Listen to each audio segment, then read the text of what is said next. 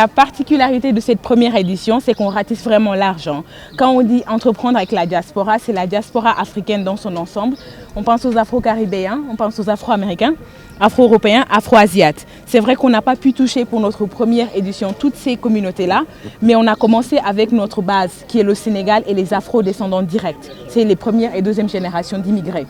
Donc, pour nous, entreprendre avec la diaspora, c'est vraiment une solution, c'est une réponse aux problèmes d'entrepreneuriat en Afrique, mais surtout les problèmes que la diaspora africaine elle-même rencontre à l'international dès qu'on décide de revenir au pays ou même de faire des affaires avec le Sénégal. Parce que, pas que le Sénégal, tout le monde fait des affaires directement ou indirectement avec l'Afrique.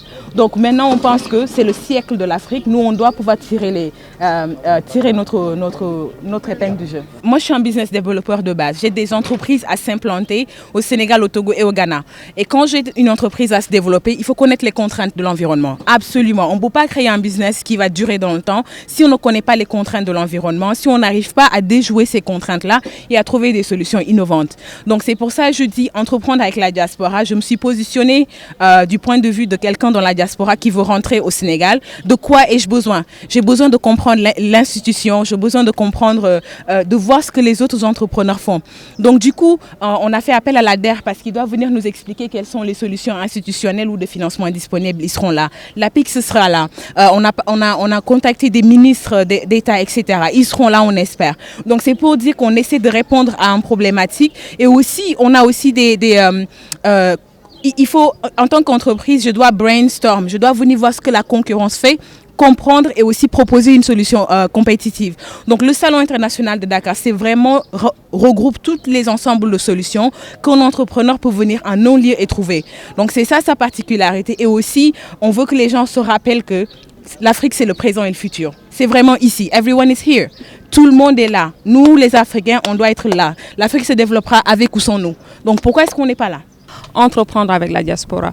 L'idée, c'est qu'au-delà de nos besoins personnels de rentrer et tout ça, c'est de pouvoir créer un réseau d'entrepreneurs de la diaspora et des entrepreneurs locaux, de se dire qu'on a plein de choses à créer ensemble, à échanger. On a un business à développer, on a l'Afrique à développer. On n'a pas besoin que d'autres viennent le faire à notre place. Ils peuvent contribuer, il n'y a pas de souci. Mais d'abord, nous, on le fait.